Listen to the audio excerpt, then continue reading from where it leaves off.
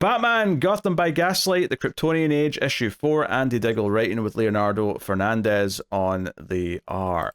So, yeah, yeah, I'm digging this a lot actually. Like just the way it keeps adding to like everything, and I feel like this issue especially, it was like, hey, you're gonna get like it's split into 4 or 5, and like each segment is going to be about different parts of what's going on. The first part is the Alan Scott story, and it's okay. The train's crashed. The League of Shadows are coming. The old lady's dying and gives him the ring because the ring, saved him because it wants him to be alive, and that's her argument. And he's like, "No, I'm a con artist. I lied about how I was doing all these things before. I'm a charlatan." And the ring still likes you. Shut up and take it, boy. Yeah. I love her whole vibe. It's like, just be quiet and let me die. Also, she has like an ominous warning. She's like, "Oh, it'll burn green 3 times. One brings death," and then we never get to hear what the other 2 are. No. Yeah. So, so he sees these League of Assassins or Shadows kill like another survivor, and he's like, "Oh shit, that's bad news." And they come after him. He tries to run, and then the ring lights up, and he fires it at them, and it just straight up like melts them. It's a glorious panel of like their skulls. Like it almost looks like Atomic Skull, the way they're sort of like on fire, like green fire. Yeah, for sure. And we get the whole thing where we forget, like, well, I say we, I'll speak for myself here, that like the whole, like, it's, the character's called Green Lantern because originally Alan Scott used the fire from the ring to fire up a lantern, right? And that was going to light the way. And then I'm just more associating it with the Green Lantern Corps and like they're the light and the dark of space type stuff. So here to see it manifest as actual fire again, and with the ominous warning from the old lady, this escalated real fast. Yeah, no, this was cool. It leaves Alan Scott in this really interesting predicament, and then it goes to Gotham Harbor where this cargo ship's coming in, and like the port authority comes out to greet them, which is a bit strange because they don't normally do this, but the reason for it is that they're on the take. They're getting paid to like let them smuggle things in, but he doesn't want to do it at the docks because the Batman might be around. So the captain of the boat's like, that's a bunch of nonsense. There's no such thing as a bat. You guys are so cowardly and superstitious. And see, when he said that, I actually thought the twist was going to be here, that this was Batman doing like a Matches Malone thing and he was the captain. That's not what happens, of course. Like the bat like grapple comes in like seconds later and like strings the captain up. But all good fun. He drops the captain on a couple of the other guys, beats the crap out of him a little bit, punches him in the gut, and he's like, "Hey, you smuggled assassins into my city. That's tell me everything you know about the League of Assassins." And that's it. That's like the whole scene. But it's just a fun sort of like, where's Batman? Oh, here he is. Action scene. This issue really like kicks the whole world open, right? Because the first couple we were really focused on Bruce and Selena and all that ongoing, right? And then the last one, we got a little bit more into the world with Adam Strange and Wonder Woman. But now, again, we got Alan Scott. We're going to have some of these other people coming up. And I thought it did almost calling this Batman Gotham by Gaslight versus, a whole other title, it's definitely a choice. But this definitely feels like DC by Gaslight at this point. Yeah, honestly, it's just a cynical thing, but putting Batman's name in the title helps it sell. That's pretty much it. And it is based off of that book, right? This is a continuation of that series. However, this one specifically feels like its sole purpose is opening up the world to what the steampunk version of the DC universe could be. Yeah, but they could have easily just called it Gotham by Gaslight, the Kryptonian Age. They didn't need to call it, Batman. Yeah, Gotham and again, my whole thing is just calling it Gotham by Gaslight, right? We could have called it, anything else, and it might not have sold, but just the whole steampunk DC aesthetic is really working right now in this book. Yeah. Then it goes back to Antarctica, and it's, obviously, it basically establishes that Diana is learning English very quickly from whatever books they've got there. She's, like, burning through them and learning things. There's a very clear Kryptonian door, like, there, because it's, like, 2 people holding up, like, an upside-down Superman sort of triangle-esque shape. Yep. So that was the vibe I was getting. But Adam Strange is traveling with Diana back to civilization, and they get to the whaling town, and Diana's like beating the crap out of all the guys in the bar, and she's like, "I will not lay with these men. Do they understand now?" So clearly they've been putting the moves on her, and she's fought back. Strange thinks it's very funny. Oh yeah, he's got a big smile on his face. Yeah, because I love that he says, yes, the guys we were with hadn't seen a woman in ages, but they were very gentlemanly.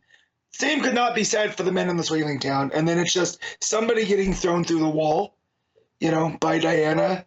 And so, yeah, I thought that was the pacing there worked really well. Yeah, and she's expecting like with this boat that they're going on to have warriors and stuff, and he's like, "Nah, it's just like a fishing boat that I got as passage on. Like it's just not, it's not something. You're not gonna get anything special out of it." But she's trying to explain who Bruce Wayne is because he's the one funding his expedition. Yep. Yeah. So, but yeah, it's basically just here. They're on their way. They're coming to civilization. And then it cuts to Metropolis, which is very interesting because obviously that's new here. Obviously, we're teasing that there might be a Clark Kent growing up who's about to become Superman. We talked last time about how the time difference from that flashback to now would be just the right amount of time for him to be about 30 or whatever.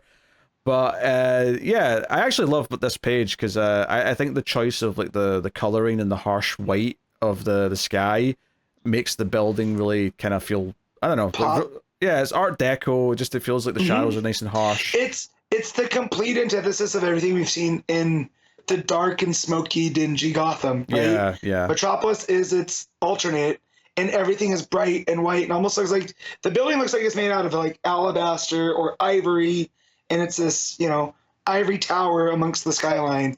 And it happens to be the Daily Planet building. Yeah, and we meet Lois and Jimmy. Jimmy is like one of the most dweeby versions of Jimmy I think I've ever seen.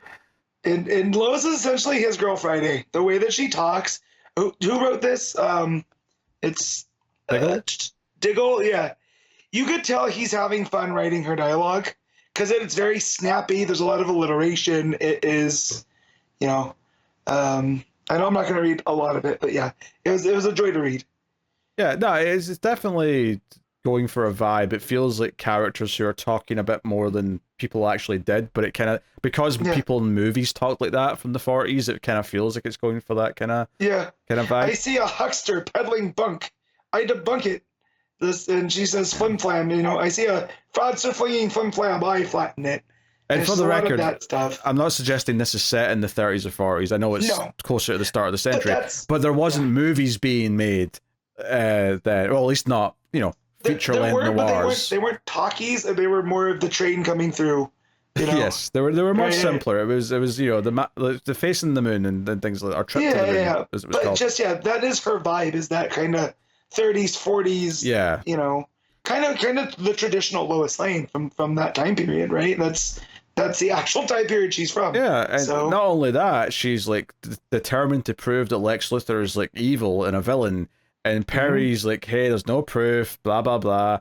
And she's like, no, like he's buying up all this land, he's in caves, he's got people searching for something, but they're all worthless. The mines are all empty, so what's he up to? It's something secretive. I want to go here, right in this town that's in the middle of all of it. And what does she point to? She points to Smallville. So that's a big thing. She also mentions that he's like the scuttlebutt is that he's working with criminals from Gotham. And we see like Killer Croc and like Deadshot, and like, if they hadn't told me this was, like, the Deadshot, I would never have known it was Deadshot because he's got a top hat and a mustache. Yeah, so you have the vaudeville villainess, who I'm assuming is Harley, the Cajun Crocodile, Killer Croc, and the Deadshot, and he's got a top hat and the mustache. The mustache is still very much Floyd. But yeah, this is essentially the Suicide Squad, right? They're from Death Row. Yep. And yeah, this is just the tip of the iceberg, as Lois says. Yeah, so she wants to go to Smallville, and I love the build up to it because the panels like go just black and white. Like, not just, and when I say black and white, I don't mean grayscale. I mean, like, no, they are just silhouettes on a white background as she's making her argument before she points to the Smallville on the map. So it feels like the book is circling getting to Clark. Like, we teased the ship landing in issue 1. We've teased like the Kryptonian age multiple times, and now we've got Lois, Jimmy, Perry. And not only have we mentioned Lex Luthor in the next scene, we're going to see Lex Luthor. So it feels that we're getting close to him. Yeah. So, did this version of Perry remind you of Orson Welles at all? Now you've mentioned it, it looks like him a bit, actually. I was getting that kind of vibe from the cigar and just the way that, his proportions so far. He seems like a very, an older Orson Welles. It's the skull. I can see the Orson Welles skull now that you've mentioned it. And of course, Citizen Kane was all about selling newspapers. So like, of course, right? It's not like a terrible reference to make. So Lois convinces Perry to fund this trip. Basically, just because he'll be happy to be rid of her. So which is key in any DC universe, right? Is just will you be quiet if I go send you do this? Will you leave me alone? Yeah, and interestingly, so we get introduced to Lex in Luthorville. I don't know if this is meant to be Smallville that he's renamed Luthorville, or if he's just building his own town. But yeah, I think he's building his own town because this is one of the mines outside of Smallville. Because Lois points out that he has just built a railroad through Smallville, right? So I think this is just one of those things that it's the company town. It felt like such a Luthor thing to do, is to buy Smallville and say it's now Luthorville. But yeah, fair enough. But Victor Stone is here, Cyborg. He's not Cyborg yet, obviously. No, they called him Mr. Stone. I'm like, oh, it's Silas. And then they called him Victor. I was like, oh, okay, that's what we're doing here. Yeah, no, because I would have assumed his father as well. But yeah, no, this is Victor, which makes me think that we're going to have a Cyborg by the end of this story as well. Steampunk Cyborg's going to go so hard. Oh, yeah, they could do a lot with how he's going to look, actually, now that I think about it. But very quickly, Lex shows up. Mercy Graves is there to greet him. And Lex is like, hey, like, I'm not asking you to be a partner. I want you to leave that silly job where you're doing bookkeeping or whatever it is. You, like, I want you to be my assistant. We're not going to, like, you're working for me. We're not working together, but you're smart enough that you'll be able to keep up. So he's, Lex is Lex. He's very condescending, even when he's kind of praising him, as you do. But he leads him to a room where clearly there's like a secret experiment going on with, Tesla style high voltage electricity, and there's someone in a box being electrocuted in a Faraday cage too. That's a big thing too. That type of device is meant to keep electricity built in. Yeah, and this is the last page. This is the final cliffhanger or the tease. Is like whoever this is. I don't have an instant guess who this is. I mean, obviously because it's electricity, you might jump to like Black Lightning or something, but it doesn't seem like Black Lightning to me. It seems. I mean, at this point, it's a lot like Deceased. They could just be using that concept, right, for somebody. I mean, part of me even thought this was Clark. That Lex had like somehow found Clark and was testing him, like how much he could take or something like that. Yeah, it's very curious. It's definitely because obviously whoever it is just like bright white from the electricity, and they're all sort of spiky. But I do get the impression it's a younger person, and maybe that's just me jumping the gun. But the colors around the electricity, I wonder maybe it's Parasite. He's found a way to absorb all of this energy, right? And that's how he's keeping him fed. I mean, but hey, to be fair, there's lots of versions of Parasite where Lex is instrumental in his origin. So. Yeah. No, that's not a bad guess. But if you look at a lot, and this could just be the artist drawing stuff on the chalkboard, but it looks like Luthor's experimenting with some type of time dilation, because if you look at the kind of hourglass type thing at the top, it says future, past, here we are. So I'm wondering if he's digging into the mines to get down to where the Amazons are, because like the center of the earth kind of thing, because Diana had mentioned about time shifting as she was on her way in and out. So yeah, maybe. But as soon as I saw that written on the board, my first thought was, someone from present day DC is going to come back here, or someone from this is going to go to present day DC, and maybe they'll still get a glimpse of what the current DC universe looks like or something. Not that this is literally in the past of current DC, because obviously it's not. This is an alternate version, but. For some reason, that's the first thing I thought of is, one of these characters is going to get to see what modern DC Universe Metropolis looks like, something. I was thinking about the center of the earth type stuff that they'd gotten, That's what he's digging so far. That seems more level-headed as of an expectation, but I immediately jumped to like the extreme of like, oh, they're going to do something wacky with this. We do have Victor now, and he is tied more to Darkseid. So, maybe this is something to involve the new gods as well. I mean, okay, we're assuming now, though, that Lex, not intentionally necessarily, but is going to be responsible for Victor getting injured that leads to him being Cyborg, right? Right. Seems like a likelihood at this point. But yes. I loved it just cutting to Metropolis and be like, here's Lois, here's Jimmy, here's Perry, and here's Lex, like right after, because it feels like, it's starting to feel like, because you know how this was meant to be like 12 issues or whatever, and then all of a sudden they started saying 6.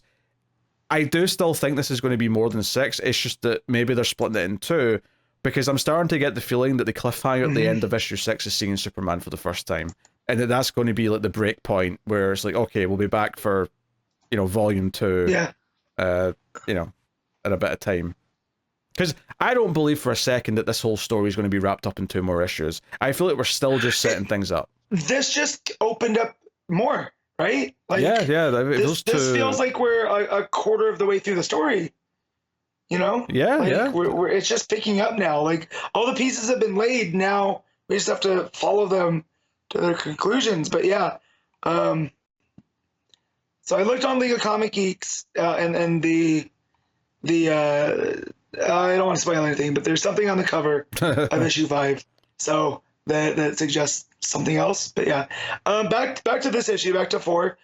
Lex's introduction I love as well, because he's all in shadow, and he says, "I am the herald of a new age of man." In whatever version of Lex that is something he would say, right? Like, he always is talking that he's the So when Superman does show up and people are like, "Oh no, that's the herald of the new age of man," he's gonna get so upset, and that hits that dynamic there as well. Lex does not like Superman's hogging his spotlight in any way, shape, or form. But this definitely feels like Lex who's up to sinister things even before all the superhero type stuff, which I always like. I always like a more evil Lex that is kind of hiding from the general public until Superman shows up. So. And this is as evil as it gets. Like Lois calls him a robber baron, and when you think of that, this is around that time, turn of the century, when all that stuff was going on. It was real bad. So, just this has been a real fun, trip into another type story. These last, 2-3 issues, we've been really getting beyond the whole, Batman during the steampunk time. Yeah. Which I still want to see more of, though, for the record, because those scenes have been great. I think I wanted, like, the art here is very good. I do think occasionally there's the odd face that's just a little bit off, like a couple of the panels of Lois when she's like arguing with Perry just feel a little bit too flat and kind of feel weird as a result. But I think, typically speaking, everything else looks really good, and what I mean by that is the layouts are good. The choices of which parts are going to have color and not are good. I think this is going to sound strange, but I think the bodies and the clothes, the attires, the outfits all look good. The buildings look good. Like, everything else pretty much is nailed. And faces are good a lot of the time, but not always. Sometimes they're just a bit flat and lack a little bit of definition. The way that it's Fernandez, right? Leandro Fernandez. The way sometimes he draws teeth and stuff, it gives people kind of a rat-like quality. Their faces tend to narrow. Yeah, I mean, Jimmy especially, but I think with Jimmy it's kind of intentional. He's meant to have like the buck teeth because he's like the nerd kind of character. Yeah. But yeah, even Lois kind of has that in a couple of the panels, and it feels a bit weird. Victor towards the end gets a couple of those. Lex, but I think that's just his style. It's just it's one of those things where I mean, it's generally pretty good. Like, and I think a lot of the choices of how to portray things are really solid. That's just the one like sort of critique that I'd say that holds it back from being amazing art, and instead is just very, very good art, if that makes sense. So, that's what it is. All right, Matt, what are you rating Batman Gotham by Gaslight, the Kryptonian Age, issue 4? I'm gonna give this an 8.5. Yeah, I think I'm inclined to agree with that. was really good. I'm enjoying learning more about the versions of the characters in this world. I think the way that it's sort of teasing and building up and getting closer and closer to Superman, where this issue, like we heard the name Smallville, we heard the name Metropolis, we saw a lot of the supporting characters that we associate with Superman. We're getting very, very close to like getting to him, and that's why I say I think whenever we do see him, I think it's going to be a final page of an issue, and like, hey, come back, next time. But I love that they're holding back from it, and like, because it's entirely possible the first time we see him is going to be the time he like debuts as Superman. It's going to be that moment where he shows up and saves something.